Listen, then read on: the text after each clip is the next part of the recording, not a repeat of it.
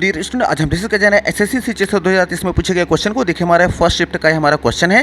देखिए हमारा क्वेश्चन क्या कह रहा है कि ही स्पेंड मेनी एन आवर, उसने कई घंटे बिताए प्लेइंग मतलब खेलते हुए, द चेस मतलब चेस को, अक्रॉस द सिटी मतलब पूरे शहर में कह रहा है कि उसने कई घंटे चेस खेलते हुए बिताया है। ठीक, अब इसमें एरर की बात करें तो देखिए अंडरलाइन वाला जो पोर्शन देखा जाए तो पूरा सेंटेंस ही अंडरलाइन कर दिया गया है। तो देखना है क्या ये राइट है कि रॉन्ग है। तो अभी पिछले क्वेश्चन में हम सब ने डिस्कस किया था, क्या डिस्कस किया था, थोड़ा सा रिवाइज कर देना आपको। देखिए यहाँ पर हमने ये डिस्कस किया था कि मेनी के बाद हमने ये देखा था कि जो मेनी के बाद जो वर्ड आता है, मेनी के दो रूल्स होते हैं। हमें एक तो ये याद रखना है कि मेनी के बाद अगर आर्टिकल ए या एन आता है तो आगे के नाउन जो आता है वो भी सिंगुलर आता है, वर्ब भी क्या आती है, सिंगुलर आती है। और हमने देखा है कि मेनी के बाद अगर डायरेक्ट कोई नाउन आता है तो हमेशा आता है प्लूरल में, उसके साथ वर्ब भी क्या आती है, प्लूरल आती है। ये सब हम सब ने देख रखा है। ठीक, जैसे यहाँ एग्जाम्पल ग्रुप में आ गया यहाँ पे मेनी बॉयज़। देखिए यहाँ वर्ड आया है, जैसे मेनी आ बॉय लिखेंगे या तो लिखेंगे मेनी बॉयज़। मेनी के बाद डायरेक्ट नाउन आएगा तो बॉयज़ करना पड़ेगा, मेनी के बाद ए या एन आ गया तो बॉय लिखना पड़ेगा।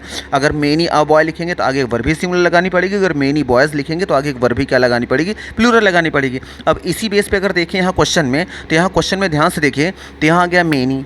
अब मेनी के बाद ए या एन आ गया, तो हमें पता है एन आ गया। जब मेनी के बाद ए या एन आता है तो आगे का जो नाउन होता है हमेशा सिंगुलर में आता है, तो यहाँ एस लगाया गया है, तो एस की वजह से ये तो रॉन्ग हो जाएगा। इसका मतलब अब यहाँ देखने ये सेंटेंस नो इंप्रूवमेंट में तो नहीं रहेगा, इसका मतलब इसमें इंप्रूवमेंट की ज़रूरत है। अब देखेंगे पहले ऑप्शन में क्या क्या आया है। तो देखिए पहले ऑप्शन नंबर बी में आ गया ही हैव, तो हमें पता है ही के साथ हैज़ लगता है, हैव लगता है नहीं, इसलिए आगे पढ़ने की ज़रूरत है नहीं।